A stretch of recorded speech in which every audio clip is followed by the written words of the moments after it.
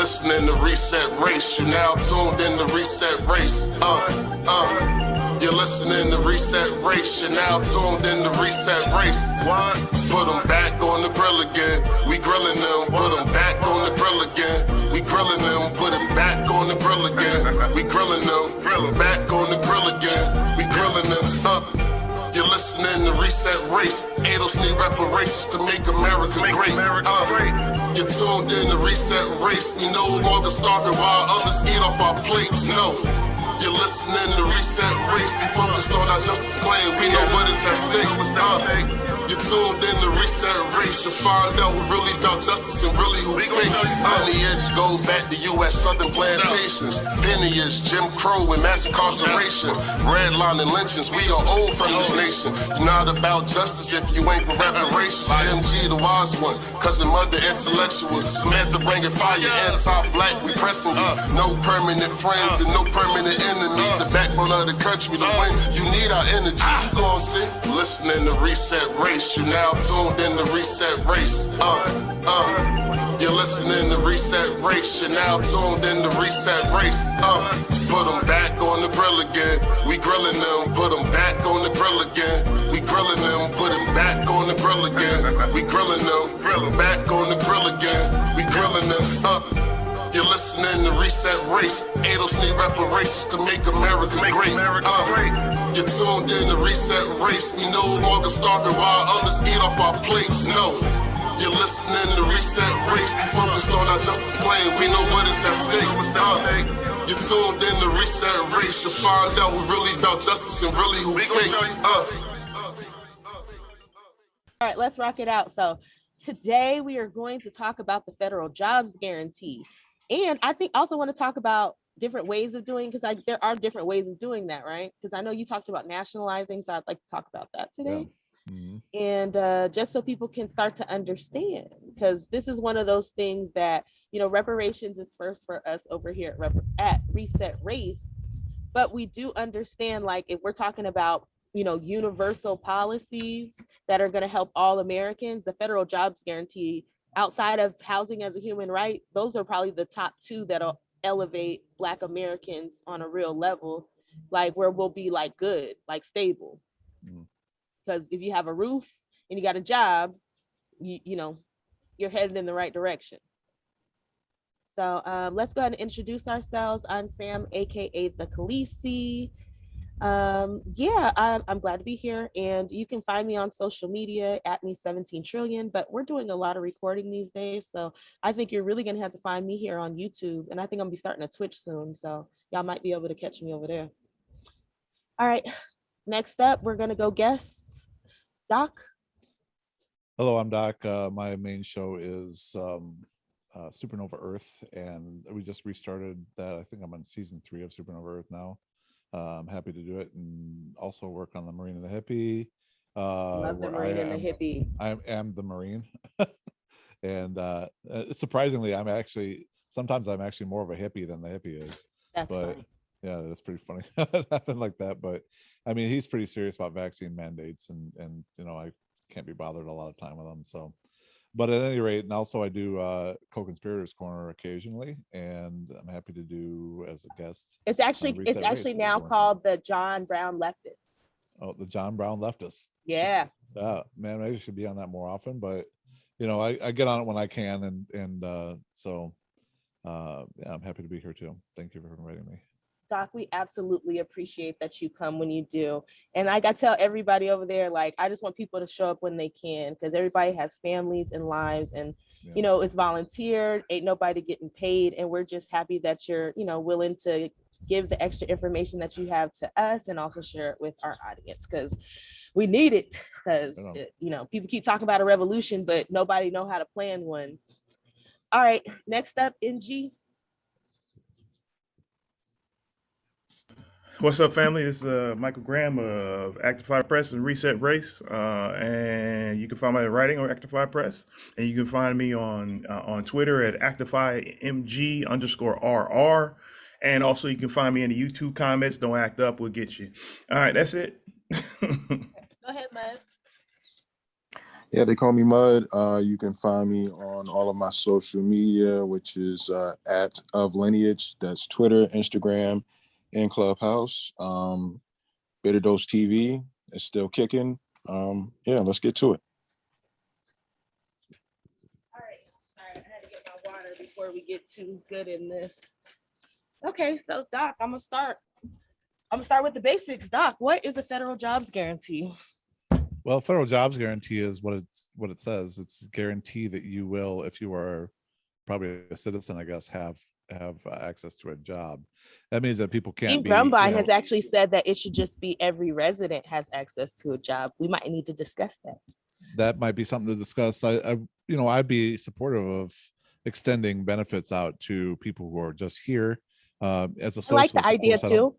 I don't believe in borders, so yeah, I like the idea of it too, because it takes out the competition between American citizens and immigrants. So even though, like we said on the other show, we're still gonna have to talk about the anti-Blackness in the immigrant community, but it definitely takes out the biggest issue for Black Americans, which is the competition of wages and it pushing down our employment numbers. yeah.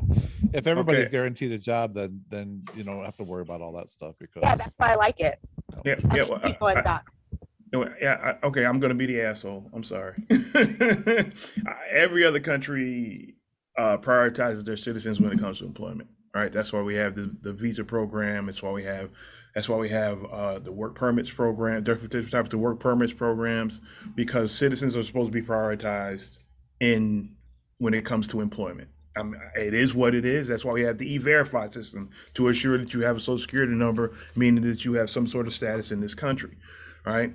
And that's, to my mind, that is okay. I know some people don't think we should have borders, but if everybody else is going to do it, we shouldn't be the only ones not doing it, because that means everybody's going to flood in here to get jobs, these new $25 an hour jobs that us as Black folks been waiting 400 years for, right? Well, and obviously we're never going to be prioritized. Let me ask you a question about that then. If everybody's guaranteed a job, what difference does it make? It's not like you got to compete for the job, you know what I mean? But it's a type of job, right? So am I going to be? Oh, that's a different conversation, though. Yeah, but it should be something that we should be addressing in reparations. We should be wanting a certain percentage. We want quotas. We should bring back quotas. Yeah, I feel like that's a different negotiation. Like for instance, if there's let's say we're building a park, right? Am I digging ditches or am I managing that process? Right? Am I gonna be okay? We're gonna build a new facility. Am I gonna be sweeping floors, or am I gonna be a manager somewhere? Right? Because we always get pressed down to those service dirty hands jobs, right? And bringing more people into this country that have who are given equal priority, which means we automatically become lesser priority.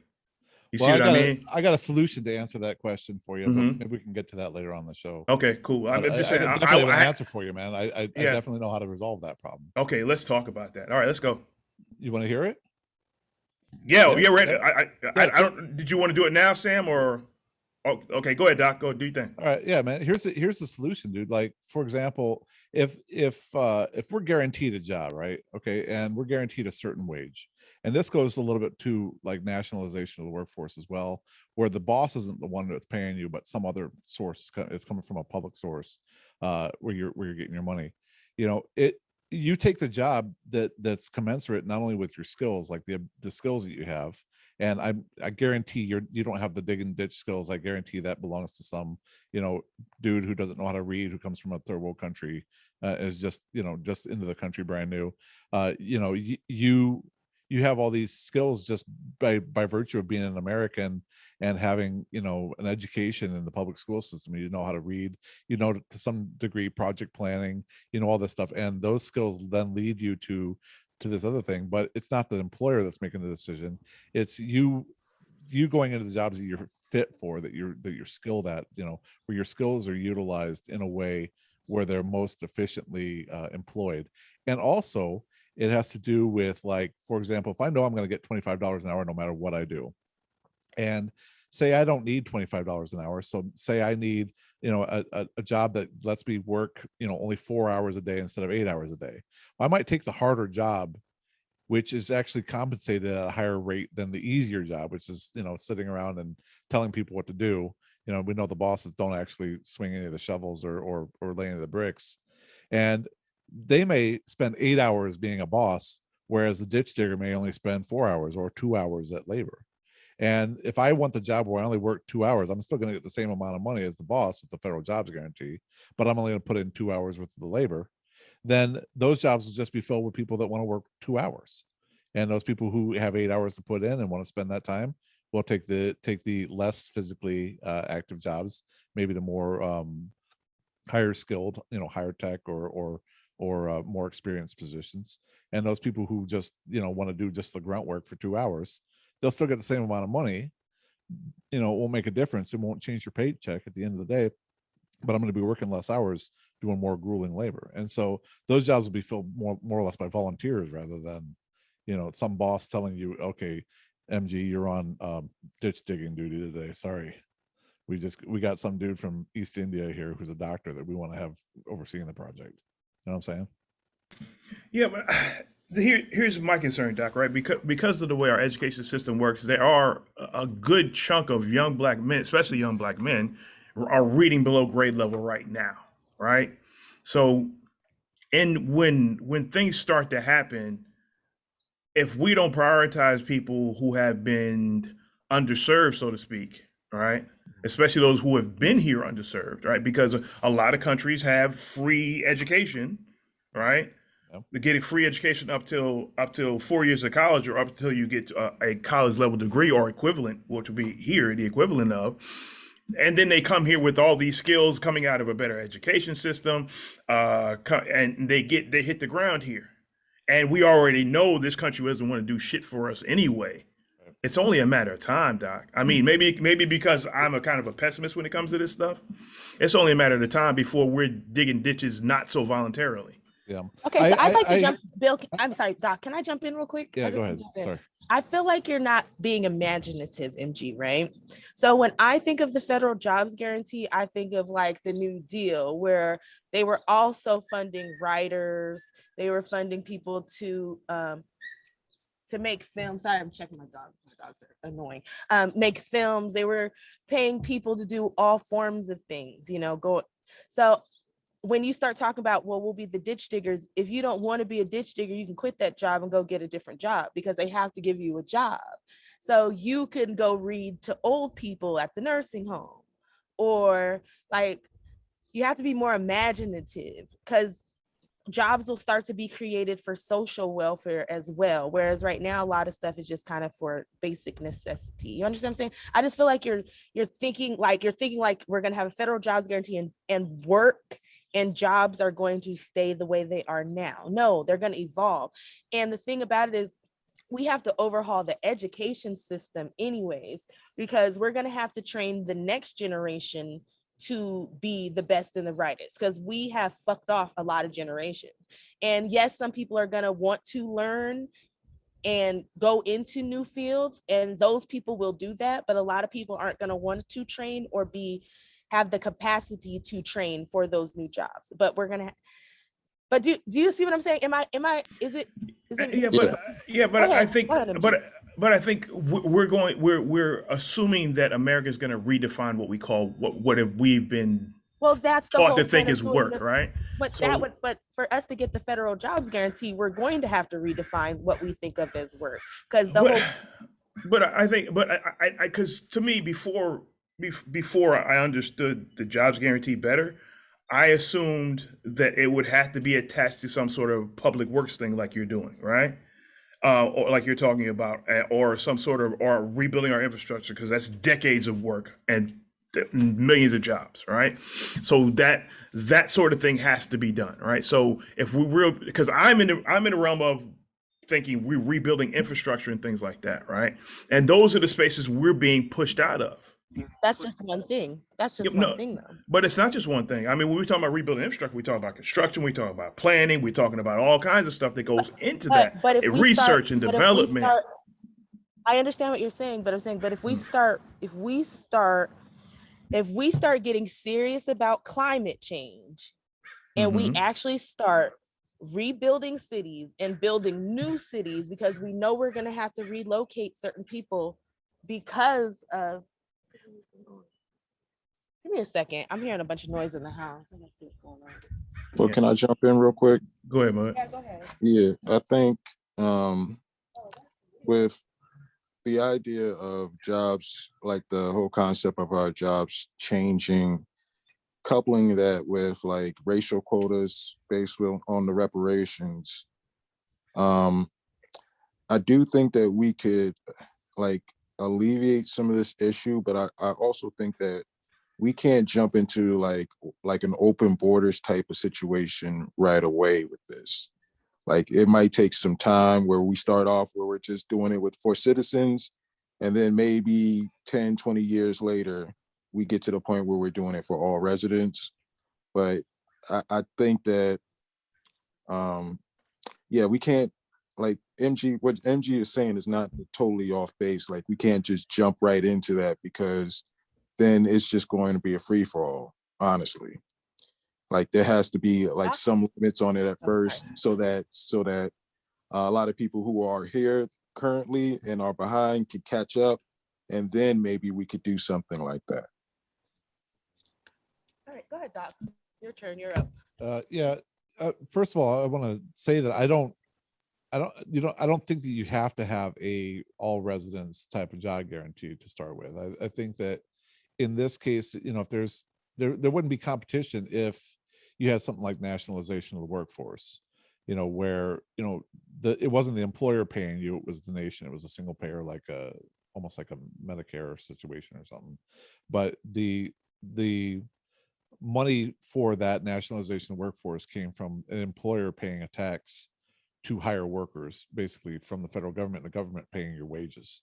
And you wouldn't have the competition then with foreign workers of people buying cheaper labor or whatever from overseas and bringing them to this country with a visa. It doesn't have to be that first, so like what Mud is saying, it would take a little time, maybe. I could totally see that. I could see how this would work with that. I was just asking the question, like why would we worry about competition if there was a guarantee for the job? That's all. Well, I think what MG is talking about is not necessarily like pay, but like the quality of the job, like who would have on the quality of like the type of work. And right now, for skilled labor, a lot of American citizens are just behind. And I think the issue would be like, okay, we need to allow those people time to catch up, to develop skills based on our educational system changing, and so forth and so forth. Yeah, and that makes total sense, but I think that we would have to have an overarching like socialist program in order to address all of these things all at once. Otherwise, we're going to be talking about this for the next 50 years. And one thing I don't think we see is a federal jobs guarantee that's in any way workable on the horizon. So at this point, we're just having a conversation about it anyway. Yeah, of course. Yeah, I'm just saying. I guess for me, because I agree that I'm seeing this from a pedestrian point of view. Right, I haven't done studies into this, but I just know how we've been treated anytime the country move forward. Right, and if we don't have things put in place to protect us, we're going to be left behind again. That's all I'm saying. And it absolutely makes sense that should be like the primary concern. If that's something you're really concerned about, and it's going to take steps to get there. I mean, for me, I have advantages because I'm a white man, of course, and I have advantages because I'm really well educated. But at the end of the day, I took all my education and became a bus driver with it.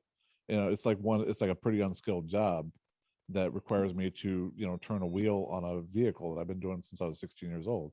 I could literally have done this without getting a high school diploma. Yeah, my dad was a bus driver. Yeah, and there's no shame in that. I mean, the job needs to be done, but I think with no shame at all. The federal jobs guarantee would guarantee me a living for doing something like that if I couldn't get a better job. That's all. My next question was, Doc, So we introduced what a federal jobs guarantee is, and then my next question was for you. What way would you like to see it implemented? Well, you mean if I was a dictator and just do whatever I No, wanted? Doc. If you were helping people form policy that would work for the country. So are we talking about What would you realism, or are we advise? talking about idealism here? Are we talking about like what's We're talking about realistic? idealism. We're talking about Okay. idealism. All We right. are literally trying to put ideas into the world. Because Yeah. we got to start fantastical. Because if we don't start fantastical, these idiots gonna start real. They already gonna start small when they steal from us. So we Sure. got to make sure it's really big. Let's shoot for the moon, man. I've used the term Yes. nationalization of the labor force a number of times. And when I mean nationalization of the labor force, what I mean is that everybody becomes an employee of the federal government. And the reason that works, in my opinion, is that if you become an employee of the federal government merely passes labor law. And they don't have to worry about enforcing it on all these stupid employers who decide, oh, I don't want to pay my worker, what their labor is worth. In order to utilize the labor from the federal government, then the employer simply pays a tax to the federal government. The federal government, assigns people to the job. That comes with the federal jobs guarantee. Everybody gets a job. And if you don't have a job, if you live in, like, for example, if you live in I don't know, Ames, Iowa, for example, and there are, let's say, 5,000 jobs available, and there are 7,500 people looking for those jobs. The 2,500 people that don't find a job with the federal jobs guarantee get put to work somewhere, or they get held in a pool until a job comes open for them. But at no time do you lose your income, whether or not there's an employer to hire you. And I think this is really important, simply because of the fact that my living, my way of paying my bills and paying my rent and paying for food and paying for my kids to grow up and everything like that, this is all concern that everybody across the whole country has. It doesn't matter where you're at, what part of the country you are, everybody's concerned about these things. It should not depend on the ability of some employer to make money off of my labor. And the fact that it does, we have a society right now where the welfare and the well-being of a dude who works at McDonald's depends on McDonald's profitability. And if McDonald's wants to make more profit, they cut their labor costs. I was just I don't know if I want to go on this tangent. I was just at Taco Bell the other day trying to get some lunch, and the Taco Bell lobby was closed. And I started thinking about that. I'm like, what the hell does that mean? That means they don't have enough people to staff their restaurant to keep their lobby open and serve food inside their lobby. Now, I was on the bus. I was at work. I was trying to get lunch at work, and they don't pay their workers enough to actually attract more people to get enough people to staff their lobby. So what they do is they make their skeleton crew of 30%, a full staff, do 100% of the work at the store through the drive-through. And basically they pocket all the rest of the money. And that's wrong. And so I think nationalization of the workforce would solve a lot of that problem. Okay, so I have a question, because I'm asking you a question that my friend asked me, and you answered it, but I'm still going to ask it, because if she had it, somebody who's listening will have it. So, being that we're always trying to fight for more rights and stuff, how does that work if you work for the government? If you already work for the government, well, no, like, so say there's a federal jobs guarantee, right? But you want to like protest for better conditions, or Black people are we are always fighting for a better position in this country. How will that affect you in your job position, being that you're working for the government? Well, I would, with the federal jobs guarantee, I would say that you don't lose any of your other rights. You don't lose your right to free speech. You don't lose your right to anything else just because you're a worker for the government. And as a matter of fact, some of the strongest unions in this country are public workers unions, public servant unions. So people that work for the IRS, for example, have a union. And if they got a problem with what the government's doing, they can still take it up through the union, and they don't lose any of their rights to protest against the government and the way the things the government's doing, like the stupid policies the government does or the illegal policies, just because they happen to work for the IRS. They don't lose their job that way. They have job protection, and it would come through like a federal jobs guarantee. You have a job protection, even if you are simply employed. You are paid by the government, but you are employed at some place like McDonald's or whatever. Well, to that point, wouldn't the option of the private sector be something that would keep the government honest? Like, isn't that something that keeps the government honest as far as how to treat its employees, because the employees have an option to go somewhere else versus if the government is the sole employer, we can only deal with the government. Well, I think that if you start playing the private sector off against the government, the worker is the one that's going to lose. The private sector never does anything unless they can make money from it. And so that means they never employ people unless they make money from it. And so the only way they would do that is if they were like trying to avoid their taxes by employing workers under the table. And at the end of the day, it's sort of a black market situation where, you know, you'd have, you know, an illicit sort of employment going on. And I think the worker would not have the option for the private sector to do that because it would be illegal for the employer to hire that worker. You understand? So I mean, as a worker, you want more money, and you won't get as much money if you go to the private sector, because the private sector will be paying more to hire you illegally than it would be to pay the tax to hire you the legal way. But Doc, wouldn't it? Because we're now, if everybody's is now making $25 an hour, demand on goods would shoot through the roof, right?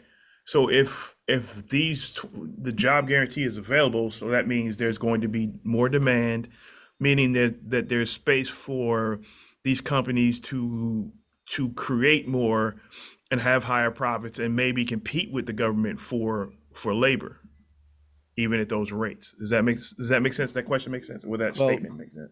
Yeah, and you know, if you take the liberal mindset, and I don't mean liberal like we have in the United States, I mean liberal like in political theory. If you take the liberal mindset, then more competition for labor is better.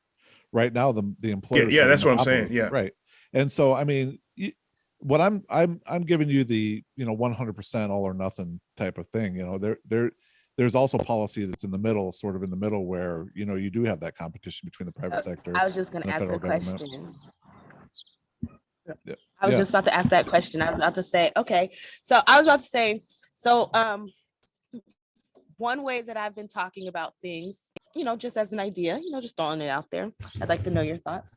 So, because I do believe that all the money should come through the federal government. And like you're saying you would still work at a place, just the government would be the person who pays you, right?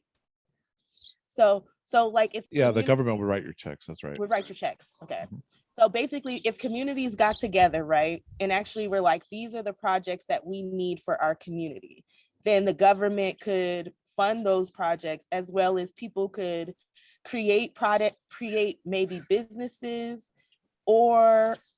create businesses. Maybe some people could create co-ops in those cities to create jobs and to produce the needs, I guess, am I saying that right? Produce the goods and services that people will need in that community. Thank you. Sorry, my brain just together. I mean, the way I see it is there's some things that we need, we all need food, we all need houses, we all need good roads and good schools, and we all need good medicine. We need, all this. We have some things that we need.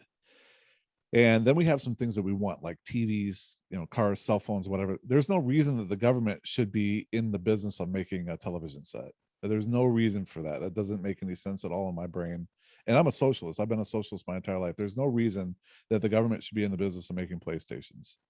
And so there will still be a place for the private sector to do this. But if you wanted to have competition for wages or whatever, as long as it benefits the worker, because the private sector is only going to do something that they can profit from.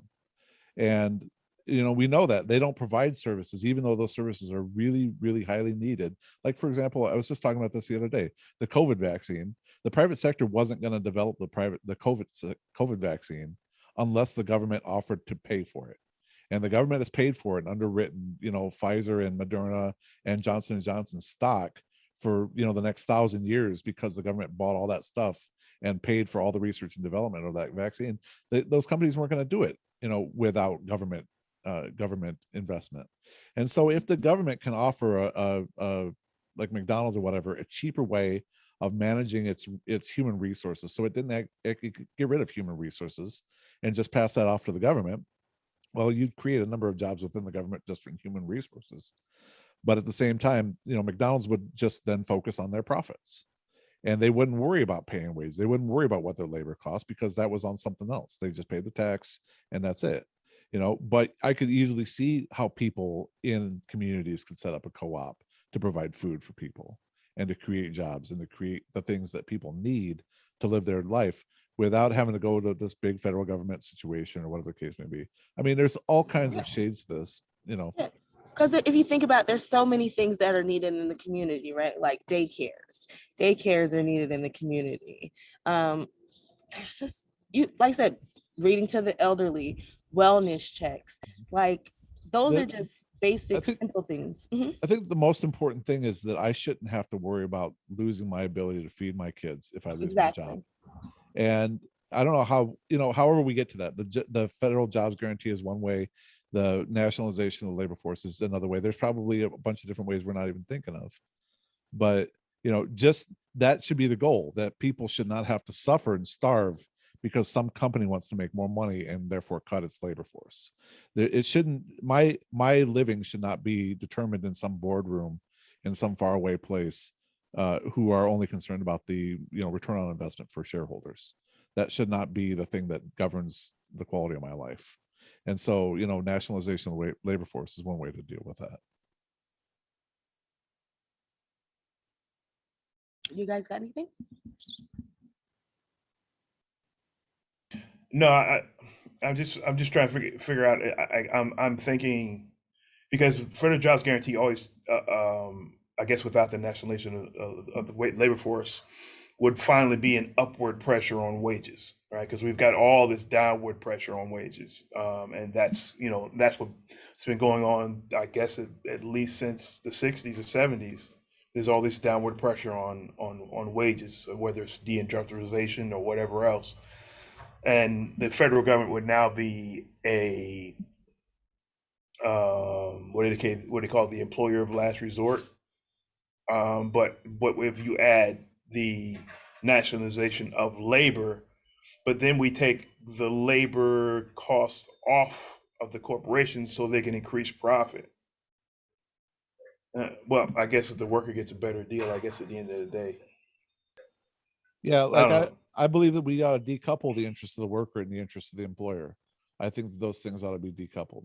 And the benefit and the lifestyle of the worker should have nothing to do with who their boss is.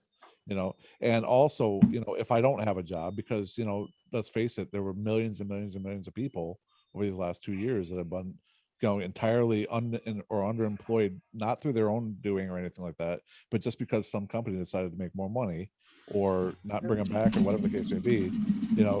If we decouple the interest in the lifestyle of the worker from the profitability of the boss, then the boss can make as much money. And with all this money, there's going to be more demand. There's going to be more money coming into the system.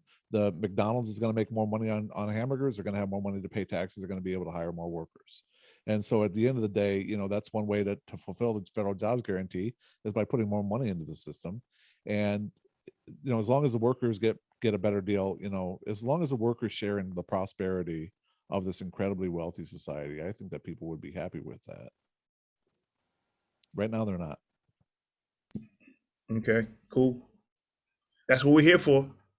Learning. Well, Doc, I'm Yeah, sorry. No, please go, Mud.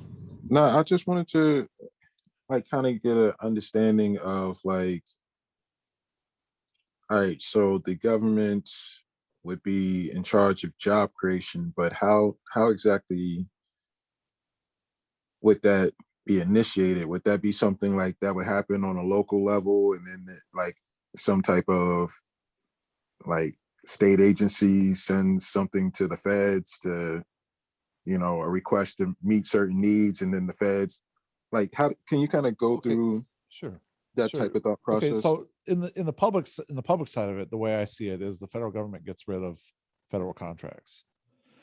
Right now, I don't know how much it is we pay, but it's like whatever the amount of individual private welfare that's paid out in this country, like food stamps or Medicaid or housing assistance or anything like that, like direct aid. The federal government pays twice as much money out in corporate welfare. So like tax breaks to Walmart, direct buying of airplanes from defense industries and things like that. Twice the amount of money for individual welfare goes out to corporate welfare in this country. And a lot of that goes into the private sector in the form of like making contracts with these different groups of people to feed troops in Iraq. They hired some company that would go out there and provide meals for troops in Iraq. If we bring a lot of that stuff back in-house, the federal government could save the amount of money, because even if the cost is exactly the same to the federal government as to the private sector still charges a bit of profit on top of that. So the federal government will save money just by bringing all that stuff that they contract back in-house. That'll free up all these other companies to either die, as they probably should in many cases, or to move on to some other form of economic activity, which they probably should. But at the same time, the federal government would, in terms of staffing, they wouldn't necessarily be involved in job creation except for through the expansion of the public sector. So they would create parks or build roads, all the infrastructure stuff that MG was talking about. They would do all the reading to elderly folks, and they'd go out and vaccinate communities like Sam was talking about. And I mean, they would be creating jobs in that area. But as far as the private sector is concerned, you would still, if I wanted to go get a job at McDonald's, like say I really wanted to flip burgers for a living, and that's really what I just dreamed about doing for the last 15 years. And I was waiting until I was just old enough to start flipping burgers at McDonald's. I'd go to McDonald's and I'd say, okay, I want a job. And McDonald's would say, okay, well, we're going to go through the hiring process and everything like that. And we'll see if you're, whatever, you'll get a job at McDonald's, and they'll simply pay, you go through the whole like hiring process, they'll simply pay the tax for you for a year. So whatever that tax is, however much they would pay you as a burger flipper, either plus or minus some amount as set by the federal government, they'd pay that tax to the federal government. And then the federal government would get the notice that you've been employed there at McDonald's, and they'd start sending you paychecks every 2 weeks or every 1 week or whatever the term is. And they'd have the amount of money from McDonald's for you that year. And if you got fired after 6 months, whatever, the federal government would reimburse them part of their taxes. The federal government does that all the time. It's not a big deal. And we could use all of the same mechanisms that we have available to us right now without changing or creating a whole new bureaucracy or anything like that. The only difference is who pays you. So your boss wouldn't be the federal government. Your boss wouldn't be the president. Your boss would be the manager at the McDonald's store or whatever, same as it is right now. The difference is in who pays you. Does that answer your question? I think that. Yeah. Yeah. Hey, I'd like to say something on the contracting, right? The defense contracting. That started when they started. I guess that started happening under Clinton. I guess it was, or was it Reagan? In any event, when we started shrinking the military, there was still work that needed to be done, right? So instead of paying U.S. Instead of paying federal workers to do the work, they decided to go with contractors. So to save money in the long term, meaning you don't have to you don't have to spend money on their retirement. You don't have to have all this long-term care for these people. So basically, these contractors became more like prostitutes. I'll pay you a lot of money right now to go away. You know what I mean? I got what I wanted, now go away. I don't have to care about your long-term care, your elder care. I don't have to wipe your ass when we get old. So basically that's what, that was the reasoning back then. Yeah. Right. Well, that was the reason they told us back then. But I'm sure somebody along the line, especially those folks who had those larger companies, the Dynacors of the world, I'm sure they saw this. I'm sure they knew that they can make trillions off of this defense spending as contractors and fuck everybody else. Yeah. And it's true that, I got to tell you, man, the worker at Lockheed Martin or whatever makes $120,000 a year to make an airplane, whereas a worker for the military makes $35,000. So, I mean, if you do the math over 20 years, that's a lot more money than they'd be paying in pensions. Absolutely. And so it's an effort to dump public money into the private sector. And that's really paying off Yeah. donors. That's what it's about. And the only downside to those folks on Lockheed Martin is that when you get fired, you're fired. You know what I mean? It's over, right? With the federal government, it's a different story. Yeah. And it's true, but I mean, even with the pensions, even out of that end, over 20 years, you're losing five, six of the amount of money that you're dumping into Lockheed Martin. That could easily go to pensions, and the pensions would be guaranteed, as opposed to Lockheed Martin, where they can easily be sold off, like at so many companies around the country. Right now. Yeah, there's a lot of consolidation going on in those spaces. Yeah, absolutely.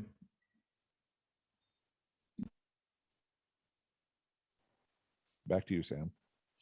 Oh no, I'm good. Y'all got anything else for this? No, I think we spread a lot. We spread a lot of fertilizer here. A lot of thought. So there's going to be a lot of growth of thought here. Lots of warm air going on here. Yeah. I think we've done a pretty good job here, Sam. What you think?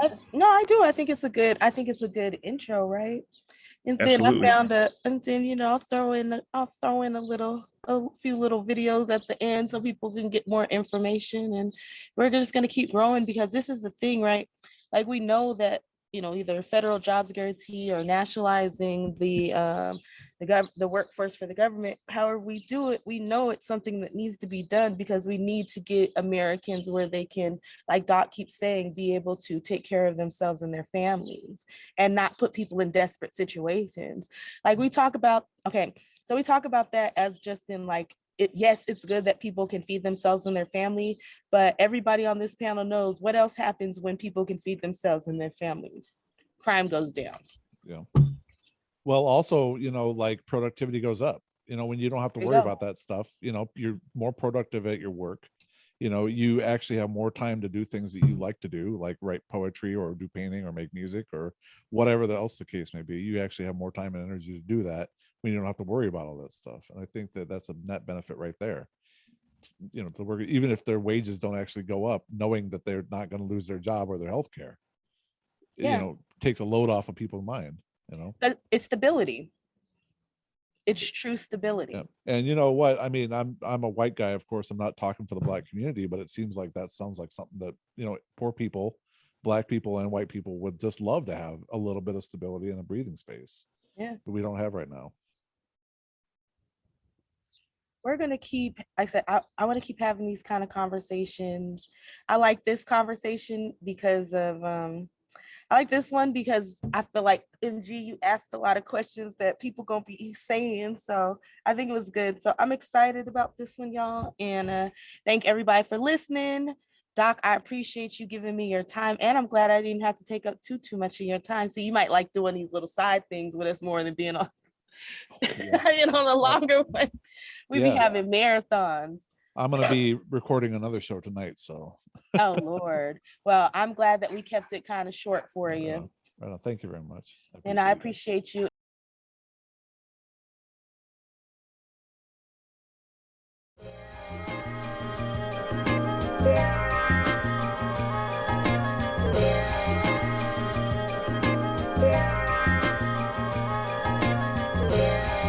Join us on Patreon at www.patreon.com/Reset Race Network.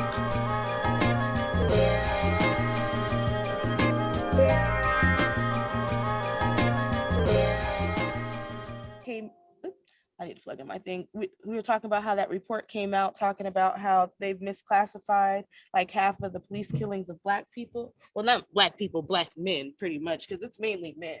There's a sprinkle of women in there.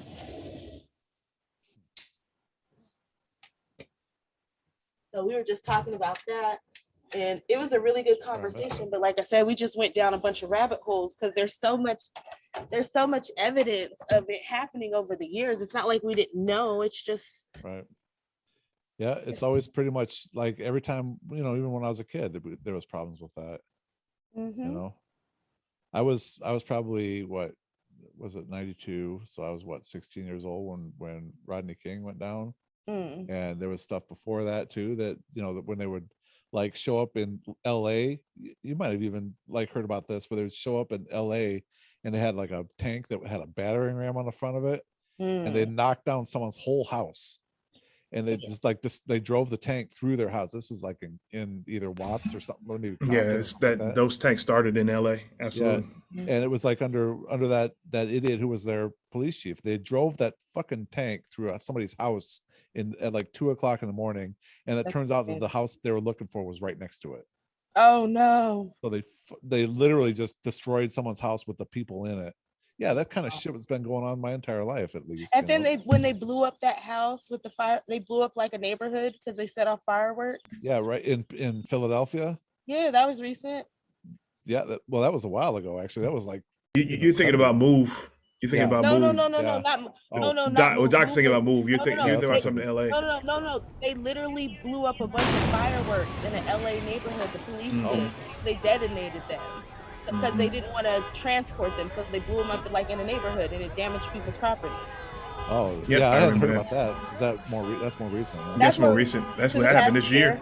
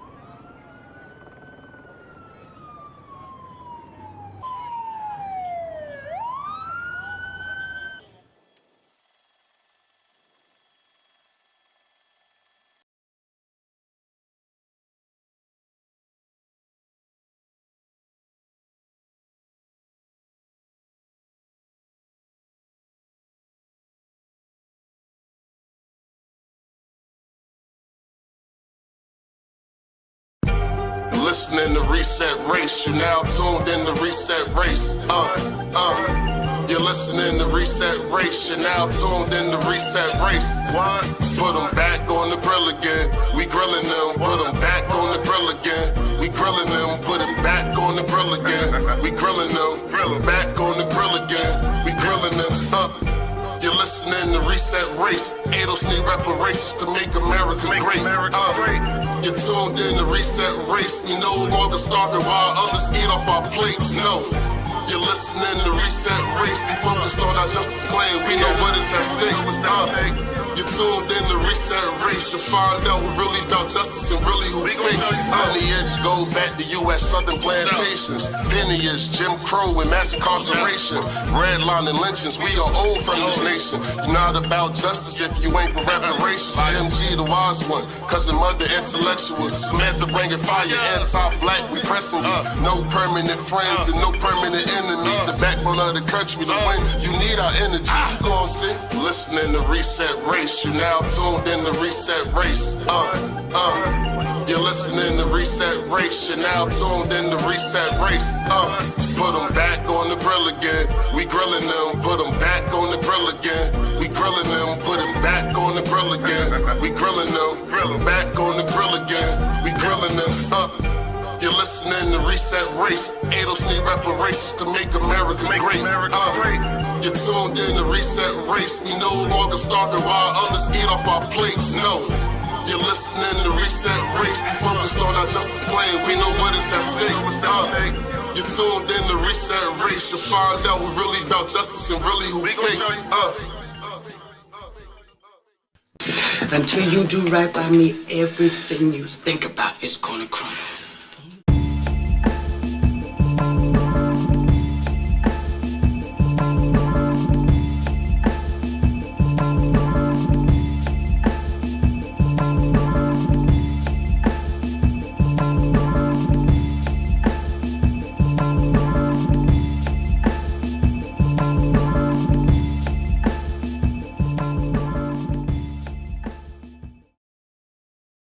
Negroes should do whatever is necessary to bring about a complete solution to their problem.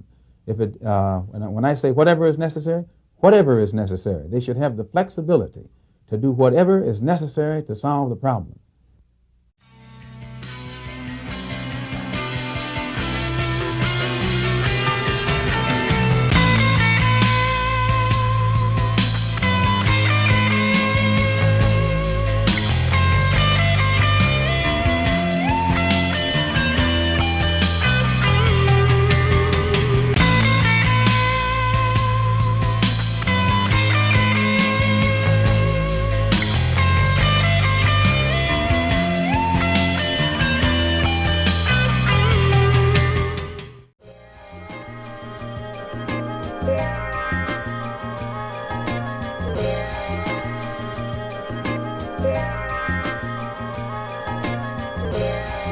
Join us on Patreon at www.patreon.com/Reset Race Network.